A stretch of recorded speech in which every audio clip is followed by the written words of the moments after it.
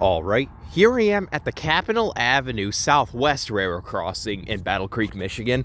Now this right here is a rather neatly configured crossing owned by the CN South Bend subdivision, which is a subdivision which is the subdivision that the CN Flint sub turns into once it hits the Battle Creek yard, once, it gets past it.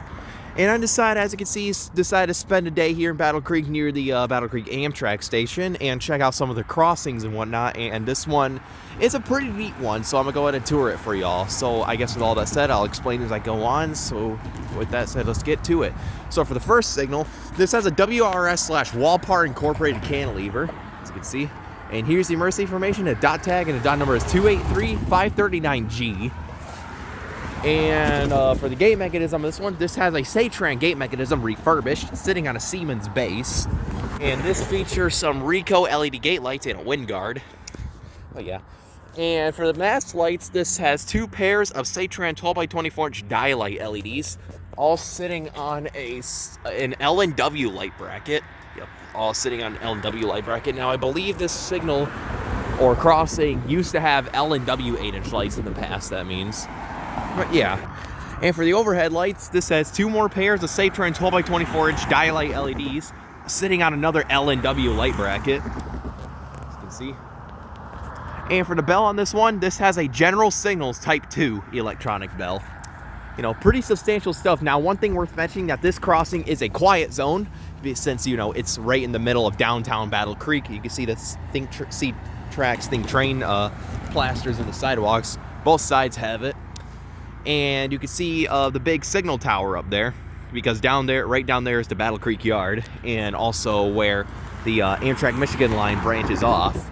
So yeah, pretty neat stuff. So I guess with that said, let's go ahead and take cross the road and take a look at this side signal right here. Now this right here is a left-facing gated signal, which has a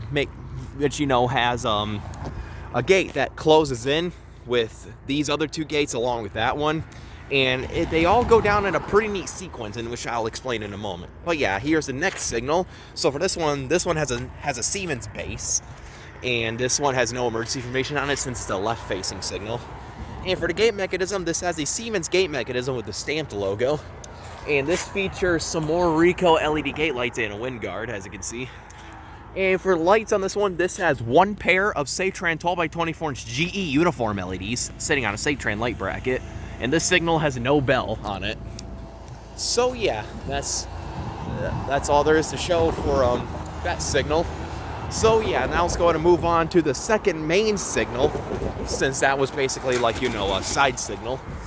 So for this signal, which is similar to the first one, kind of, this one has another Walpart Incorporated cantilever. And here's the emergency information once again.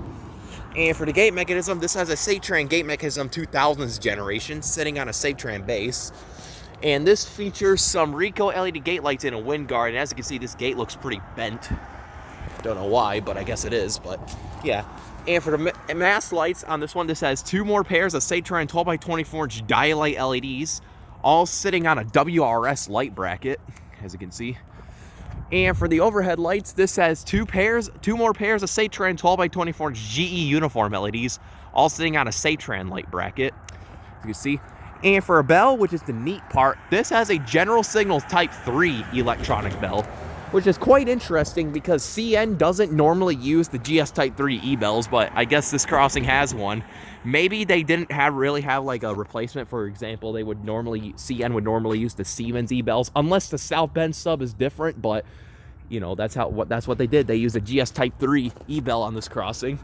But yeah, and also speaking of which, about neat things is how the gates go down. Now, just like many other quad track crossings around the United States, how the gates go down is the gates on that signal and this signal, they both go down first. And then once they are down all the way down, now this gate and this gate will go all the way down. And how they rise back up is pretty much completely backwards. The two gates on the mast signals rise, and then the two gates on the cantilever signals rise. Pretty neat stuff, I had to say. So yeah, I guess with that said, let's go ahead and move on to the final signal over here, which is the second side signal. So right here is the final signal, which is similar to that other one. This one has another Siemens base. Once again, this has no emergency information on it. And for the gate mechanism, this has another Siemens gate mechanism with the stamped logo. And this features some more Ricoh LED gate lights and a wind guard. Now this gate is a little shorter than the other one, I think. Yeah, just so they can evenly proportion it to the other one. And for the mast light, mast lights, well, the only lights, well, for the lights on this crossing, this has one more pair of Satran 12x24 GE uniform LEDs. See, sitting on another Satran light bracket. And this signal has no bell on it, but it also has a Western Cullen Hayes gate arm bracket, since they like to put those on the Siemens gate mechanisms a lot, it seems. But yeah, I guess with all that said, that was pretty much all the equipment here on Capitol Avenue Southwest in Battle Creek. Here's the relay case. See, it's over there sitting at milepost 175.88. And I guess with that said, let's go ahead and take a look at the track view. So I guess down there is heading east towards the Battle Creek Yard and a crossover track. You can see a lot of trains do stop in, like, you know, this siding track right before the signal under the bridge. You can see that the Amtrak Michigan line, that's where it crosses over as well. I believe that's where it goes, and obviously you can see the big signal gantry right here sitting at the Battle Creek control point, all show in red. And there's also this little facility right here in which an abandoned few abandoned tracks used to serve, owned by NS, in which they're all, like I said, abandoned now. You can see where it ends, and maybe this used to go across the road, I'm not sure. I might do some more research, but yeah. So that's the east side track face. And down there is heading west towards another crossing at McCamley Street, which this one has a Satran Type 1 E-Bell, and eventually heading towards a curve towards more crossings on the South Bend sub. You can see the other signal tower, also at the control point, Battle Creek, also all showing red. We do have a train sitting in the yard right now, so I'm gonna go ahead and see if that's lined up yet. And it really doesn't look like it.